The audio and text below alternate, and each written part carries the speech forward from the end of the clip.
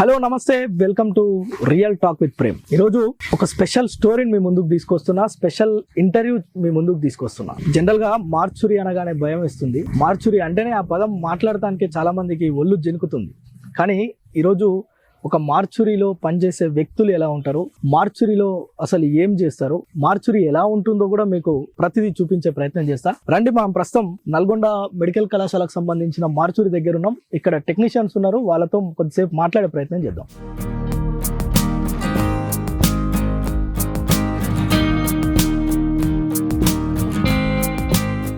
Real talk with Prem తోటి మాట్లాడేందుకు ఈరోజు నల్గొండ మార్చురిలో పనిచేసే రవి ఉన్నాడు మనతోటి. హాయ్ రవి భాయ్, బాగున్నావా?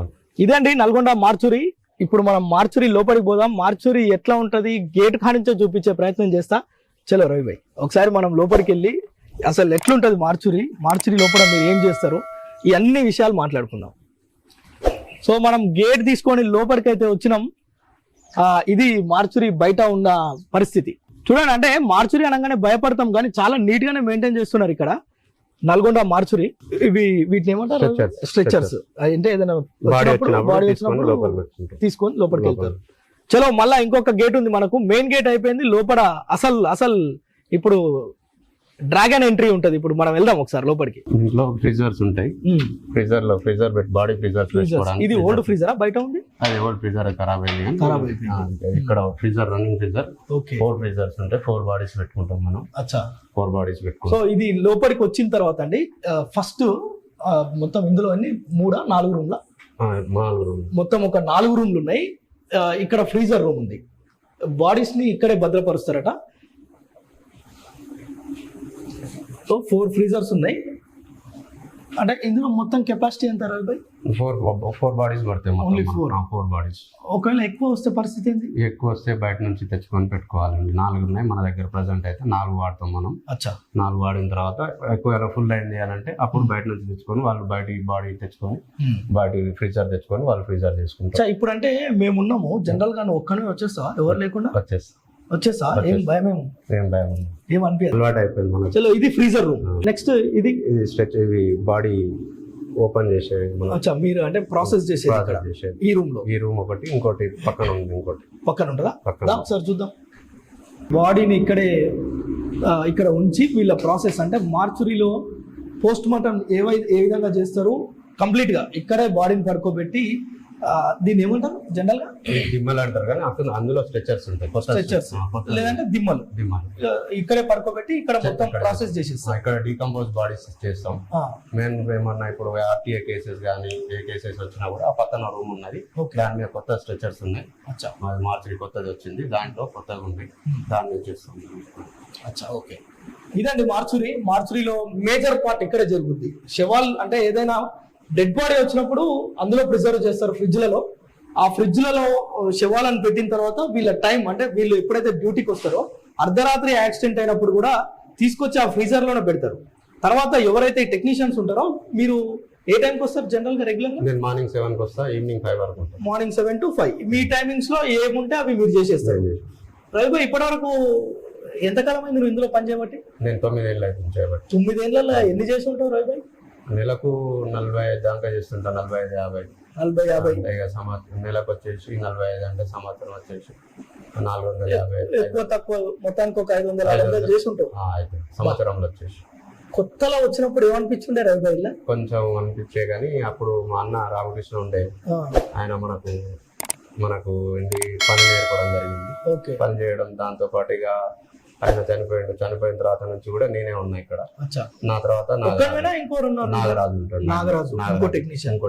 రైట్, ఇంకో రూమ్ చూద్దామా? చూద్దాం. ఇది కూడా అదేనా? ఇది కూడా స్ట్రెచర్ రూమేనా? అది కూడా. ఓకే. సో ఇక్కడ ఇంకొక పోస్ట్ మార్టం ఎగ్జామినేషన్ రూమ్ ఉందంట. ఏమంటారు దీన్ని? పిఎంఈనా? Post mortem examination room. అచ్చా, ఇది ఇంకొక రూము. ఇక్కడ కూడా అక్కడనేమో దిమ్మలు ఉన్నాయి, ఇక్కడనేమో స్ట్రెచర్స్ ఉన్నాయి. అంటే దీనికి కంప్లీట్ గా ఇది ఈ స్ట్రెచర్ మీద పడుకోబెట్టి ఇది మోడర్న్ స్ట్రెచర్స్ అంట. అంటే గతంలో మొత్తం కూడా కేవలం వాటి మీద చేసేది, దిమ్మల మీద. ఇప్పుడు ఈ మోడర్న్ స్ట్రెచర్స్ వచ్చిన తర్వాత వీటి మీదనే పడుకోబెట్టి వాళ్ళు ఎగ్జామినేషన్ అనేది చేస్తారు. ఇప్పుడు మెడికల్ కాలేజ్ కనుక వాళ్ళకి ఏమన్నా పార్ట్స్ అవసరమైనా కానీ ఇక్కడ నుంచే వెళ్తాయా? అంటే వాళ్ళకి ఎగ్జామినేషన్ కోసం పిల్లల్ని ఇక్కడికి తీసుకొచ్చి ఇక్కడ స్టూడెంట్స్ చెప్తారా? ఇక్కడికి వస్తారు, ఇక్కడికే వస్తారు. ఇక్కడికి వస్తారు. ఆ. ఇక్కడికి వచ్చినప్పుడు అంతా రౌండ్ ఉంటారు, మా డాక్టర్ సార్ ఉంటారు, ఆ, మేము ఉంటాం, టెక్నీషియన్స్ ఉంటాం. ఓకే. మేము చేస్తుంటే సార్ వాళ్ళు కూడా Explain చేస్తారు. వాళ్ళు చేస్తుంటారు, వాళ్ళు కూడా సార్ వాళ్ళు కూడా చేసుకుంటూ ఎక్స్ప్లెనేషన్ చేస్తుంటారు. అంటే మెడికల్ కాలేజ్ కి డొనేట్ చేసిన బాడీసే చేస్తారా, వేరే ఎవరి అయినా చూపిస్తారా పిల్లలకి? మెడికల్ కాలేజ్ డొనేట్ చేసిన అనాటమీకి వెళ్తాయి అవి. అనాటమిక్ Anatomic అంటే వెళ్తే వాటిని కొంత భద్రపరుస్తారు కదా. అనాటమీకి వెళ్తే వాళ్ళు ఫార్మాలిన్ దానికి ఎక్కించి ఎన్వాలింగ్ చేసి, ఉమ్, ఎన్వాలింగ్ చేసిన తర్వాత దాన్ని ఫ్రీజర్ చేస్తారు. ఉమ్, ఫ్రీజర్ చేసిన తర్వాత అప్పుడు బాడీ అక్కడ ఎక్స్ప్రెషన్ వేరే మళ్ళీ అది ఓకే. అక్కడ చేసేది వేరే. అచ్చా. ఇక్కడ ఓన్లీ పోస్ట్ మార్టం ఆర్టీఐ కేసులు కానీ, ఆర్టీఐ అంటే రోడ్ యాక్సిడెంట్లు కానీ, ఆ, పాయిజన్ కేసులు కానీ, రైల్వే యాక్సిడెంట్ కానీ, ఓకే. ఊరి వేసుకున్న హ్యాంగింగ్ కేసులు కానీ, హ్యాంగింగ్ కేసులు కానీ, ఇప్పుడు మర్డర్ కేసులు కానీ, అలాంటివన్నీ ఇక్కడ స్ట్రెచర్ మీద ఇక్కడనే చేస్తాం. ఇక్కడ ఇద్దరు చేస్తారా? రెండు ఉన్నాయి స్ట్రెచర్స్, రెండు ఉన్నాయి. అక్కడ ఒకటి ఇక్కడ ఒకటి. రెండు బాడీస్ పెడతాం, ఈడ ఒకటి పెడతాం, ఆడ ఒకటి పెడతాం. ఉమ్, పెట్టిన తర్వాత ఇద్దరం ఉంటాం. టెక్నీషియన్స్ మేము ఇద్దరే ఉన్నాం, మాకు టెక్నీషియన్స్ కూడా లేరు ఎక్కువ. లేరా? లేరు, తక్కువ ఉన్నారు, మేము ఇద్దరమే ఉన్నాం. జనరల్ గా ఎంత మంది ఉండాలి ఒకవేళ ఈ హాస్పిటల్, ఈ మెడికల్ కాలేజ్ ప్రిన్సెస్? ఆరుగురు ఉండాలి. ఆరుగురు ఉండాలి, కానీ ఇద్దరే ఉండరు. ఇద్దరే ఉన్నాం. పని కూడా ఎక్కువ భారం అవుతుంది, ఉమ్, అయినా కూడా మేము చేస్తున్నాం ఇద్దరం. నాగరాజు నేను ఇద్దరమే చేస్తున్నాం. ఇప్పుడు రెండు బాడీలు ఆడొకటి ఈడొకటి పెట్టినప్పుడు నాగరాజు ఈ బాడీ చేస్తున్నాం, నేను ఆ బాడీ చేస్తాం. స్టూడెంట్స్ అంతా ఇక్కడ రౌండ్ ఉంటారు, ఉమ్, చూస్తుంటారు. ఇంకా వాళ్ళు చూస్తుంటారు అన్నట్టు. వాళ్ళకు ఇక్కడ ఉండే డాక్టర్ ఎక్స్ప్లెయిన్ చేస్తుంటారు సార్ చేస్తుంటారు అన్నట్టు, వాట్ ఈస్ వాట్ అనేది, వాళ్ళకి ఏం నేర్పించాలో అది. సార్ చెప్తారు అన్నట్టు. అది మెడికల్ కాలేజ్ పిల్లలు ఎవరైనా కళ్ళు తిరిగి కింద పడ్డ వాళ్ళు ఉంటారు ఇక్కడికి వచ్చినప్పుడు? అంటే కొందరు స్మెల్ పడక అవును. వాంటింగ్ చేసుకోవడం, కొందరు అట్లా. కానీ పర్లేదు, ఇంత నీట్ గానే, లైట్ గా స్మెల్ వస్తుంది కానీ నీట్ గానే ఉన్నాయి రూమ్స్ కూడా. చలో, చాలా విషయాలు బయటికి పోయి మాట్లాడుకుందాం.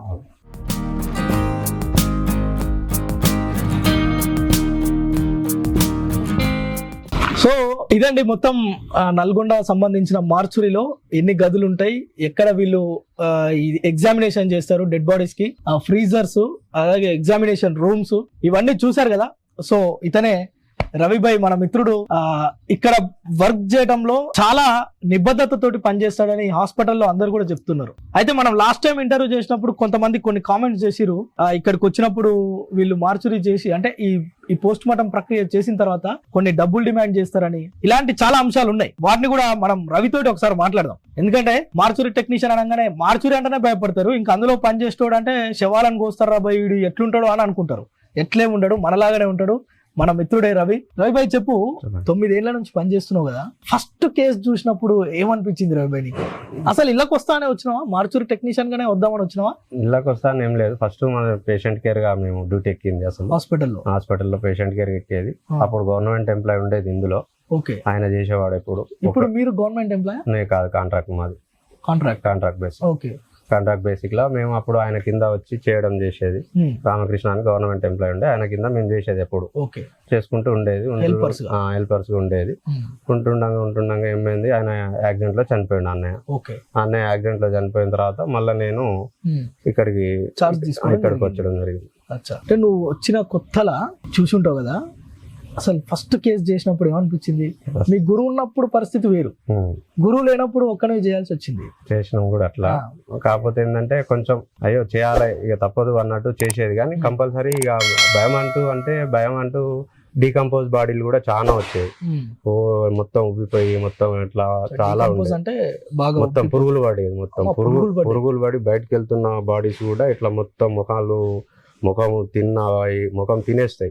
ముఖం పొట్టలకు వెళ్ళి బయటకు వెళ్ళడం అన్ని ఇలా ఈ విధంగా చాలా ఘోరంగా వస్తాయి. అలాంటి కేసులను కూడా మేము మొత్తం నీట్ గా సాఫ్ చేసి మొత్తం నీట్ గా పెట్టి మళ్ళీ ప్యాక్ చేసి, అనాథాలు అయితేనేమో మున్సిపాలిటీ వాళ్ళకి హ్యాండ్ ఓవర్ చేస్తాం. లేదు అని అంటే అది పేపర్కి వచ్చిన తర్వాత మున్సిపాలిటీ వాళ్ళకు హ్యాండ్ ఓవర్ చేస్తాం. లేదు పర్సన్స్ ఉండరు, ఆ బాడీ యొక్క పర్సన్స్ ఉండరు, గుర్తుపట్టి ఐడెంటిఫై అయ్యింది అని అంటే మాత్రం ఆ పర్సన్స్ కు మేము మొత్తం ప్యాక్ చేపించి హ్యాండ్ ఓవర్ చేసేస్తాం వాళ్ళకి. నువ్వు చెప్తుంటేనే అదో రకమైన ఫీలింగ్ వస్తుంది భయ్, అంటే భయం అవుతుంది. పురుగులు బట్టి ఇంత లావ్ అయిపోయిన బాడీని అలాంటి ఎన్నో చేసినాం సార్. మేము ఎన్నో చేసినాం సార్. ఇప్పటి వరకు చాలా చేసినాం అలాంటి డీకంపోజ్. అంటే మొత్తం ఎట్లా అంటే అసలు ఒక్కొక్క రైల్వే కేసులు ఉంటాయి, ముక్కలుగా పడిపోయి ఉంటాయి. తలకాయ కూడా ఇట్లా భూమికి అతకపోయి ఉంటది. మొత్తం ఓన్లీ ఈ ఒక్కటే స్కిన్ ఒకటే ఉంటది, ఈ చిప్ప మొత్తం ఉండదు, బ్రెయిన్ మొత్తం ఎన్నో పడిపోయి ఉంటది. అలాంటివి కూడా పోలీసు వాళ్ళు దగ్గరికి వేసుకొని వస్తే ఇంకా మేము దగ్గరికి చేసి మా సార్ వస్తారు. సార్ వచ్చిన తర్వాత మేము ఇట్లా అంటే మీరు ఈ ఎగ్జామిన్ చేసేటప్పుడు మీరే చేస్తారా, పక్కన డాక్టర్స్ ఉంటారు. వాళ్ళ సలహాలు సూచనలు డాక్టర్స్ లేనిది మేము అసలు బాడీ ముట్టుకోరు. డాక్టర్స్ వచ్చిన తర్వాతనే మేము బాడీ ముట్టుకుంటాం. అంటే ఏది చేసినా డాక్టర్ పక్కన ఉండాల్సింది కంపల్సరీ. డాక్టర్స్ ఉంటేనే మేము బాడీ దగ్గరికి వెళ్తాం. అప్పుడు పోలీస్ వాళ్ళు వస్తారు, వచ్చి పంచనామా చేస్తారు. పంచనామా చేసిన తర్వాత వాళ్ళు రిక్వియేషన్ కానీ పోస్ట్ మార్టం మొత్తం ఇంక్వెస్ట్ అయిపోయిన తర్వాత డాక్టర్ దగ్గరికి వెళ్తారు. డాక్టర్ గారు వెళ్ళిన తర్వాత డాక్టర్ గారు చూసుకొని మాకు ఇంటిమేషన్ చేస్తారు, ఉన్నారా రవి అని అంటే ఉన్నాం సార్, వస్తున్నాం ఆరోగ్య సార్. వచ్చిన తర్వాత మేము గేట్ తీస్తాం, సార్ వాళ్ళు వచ్చేస్తారు. వచ్చిన తర్వాత ఎగ్జామినేషన్ చేస్తాం. అంటే ఒక బాడీకి జనరల్ గా ఒక డెడ్ బాడీ వచ్చింది మీ దగ్గరికి, ఒక యాక్సిడెంటో లేకుంటే ట్రైన్ కేసో ఏదో వచ్చింది, ఒక బాడీని ఎగ్జామిన్ చేస్తానికి ఎంత టైం పడుతుంది మీకు? హాఫ్ అన్ అవర్ ఎక్కువ పడుతుంది. హాఫ్ అన్ అవర్ ఎక్కువ పడుతుంది. అంటే ఏమేమి చేస్తారు మీరు ప్రాథమికంగా? ఇప్పుడు ఆర్టీఏ కేసు ఉంది అనుకోండి, ఆర్టీఏ అంటే రోడ్ యాక్సిడెంట్ కేసులు.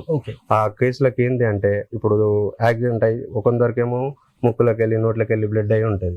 అది ఏడంగా అయింది ఏం కథ అనేది తెలవాలంటే బాడీ ఓపెన్ చేస్తే బాడీలో రిప్స్ ఇరిగి లంగ్స్ గుచ్చుకున్నాయా, బ్రెయిన్ లో ఏమన్నా క్లాట్ అయిందా, లేకపోతే లివర్ కి ఏమన్నా గుచ్చుకుందా, స్టమక్ లో ఏమన్నా బ్లీడ్ అయిందా, అన్ని చూస్తాం అన్నట్టు. అన్ని చూసేసి సార్ వాళ్ళు రిపోర్ట్ రాస్తారు. మనం అయితే కంపల్సరీ మొత్తం నెక్ టు అబ్డామిన్ ఓపెన్ చేయాలి. అవసరమైతే పార్ట్ మొత్తం ఇట్లా బయటికి మొత్తం ఇంటెస్టైన్ మొత్తం బయటికి నాలుకతో సహా బయటికి తీసి నాలుకని ఇట్లా ఈడికెళ్ళి కోసినామంటే ఇక్కడ దాకా కోసిన తర్వాత నాలుకని ఇట్లా బయటికి గుంజి తీసి మొత్తం సెట్ తీసి ఇట్లా ముందలేస్తే అప్పుడు స్టూడెంట్స్ ఉన్నా కూడా స్టూడెంట్స్ కూడా అనుకూలంగా ఉంటది అన్నట్టు పార్ట్స్ చెప్పడానికి సార్ వాళ్ళు చెప్తారు అన్నట్టు. క్లాస్ తీసి అక్కడ పెట్టేస్తే మా సార్ వాళ్ళు మొత్తం ఇది ఇట్లుంటది, ఇది ఇట్లుంటది, లోపల బాడీలో ఇట్లుంటాయి, ఇది ఉంటది అని చెప్పి సార్ వాళ్ళు చెప్తారు. మెడికల్ కాలేజ్ పిల్లలు వస్తారు కదా, అమ్మాయిలు అబ్బాయిలు వస్తుంటారు. ఇళ్ళకి వచ్చినప్పుడు ఫస్ట్ వచ్చేటోళ్ళు వాళ్ళు ఎట్లుంటారు? అసలు ఇళ్ళకి వస్తానికే భయపడతారా జనరల్ గా? ఇక వాళ్ళు అంటే ఇక వాళ్ళది మనం ఏం చెప్పలేము సార్. అది వాళ్ళైతే వస్తారు కళ్ళు తిరిగి కింద పడ్డోళ్ళు, అట్లా అంటే వాళ్ళు కొందరు వామిటింగ్ చేసుకుంటారు. స్మెల్ రాగానే అమ్మో అని చెప్పేసి బయట వస్తారు. ఒకసారి ఒక స్టూడెంట్ కూడా కళ్ళు తిరిగి బ్లడ్ చూడంగానే ఓపెన్ చేయగానే బ్లడ్ కాస్తుంది. బ్లడ్ రాగానే ఆమె కళ్ళు తిరిగినట్టు చేసింది. తీసుకొచ్చి ఇక్కడ వండబెట్టి జరసేపు రిలాక్స్ చేసామని అప్పుడు ఆమెని వాళ్ళకి తీసుకురాలే ఎమ్మటే ఆమెను బయటికి పంపిస్తాం. రవిభాయ్, చాలా మంది అంటుంటారు ఆ మార్చులో పనిచేసే వాళ్ళు అడ్డగోలుగా దాగి చిందర వందర చేస్తారు, అడ్డగోలుగా కూస్తారు, అట్లాంటివి అంటుంటారు. లేదు నార్మల్ గా డ్రింక్ చేస్తాను. నార్మల్ గా అంటే నేను నాకే డ్యూటీ టైమ్ లో మాత్రం ఎప్పుడు తాగను. నేను డ్యూటీ టైం అయిపోయిన తర్వాత ఆఫ్టర్ డ్యూటీ అయిపోయిన తర్వాత నా ఇంటికి పోయిన తర్వాత నా పర్సనల్ ఇంటికాడ కొంచెం తీసుకుంటా గానీ ఆ డ్యూటీలో మాత్రం ఎప్పుడు కూడా తాగం. మేము తాగి ఉండం. తాగి ఉంటే ఫస్ట్ ఆ బాడీని కోసే బదులు మేము కోసుకుంటే మాకే ఇన్ఫెక్షన్, మేమే తాగాలి. మరి మాకు భార్య పిల్లలు ఉండరు. అన్ని నాకు ఇద్దరు పిల్లలు. పిల్లలకు తెలుసు నేను చేస్తాను, పిల్లలకు మా భార్యకు అందరికి తెలుసు నేను చేస్తాను.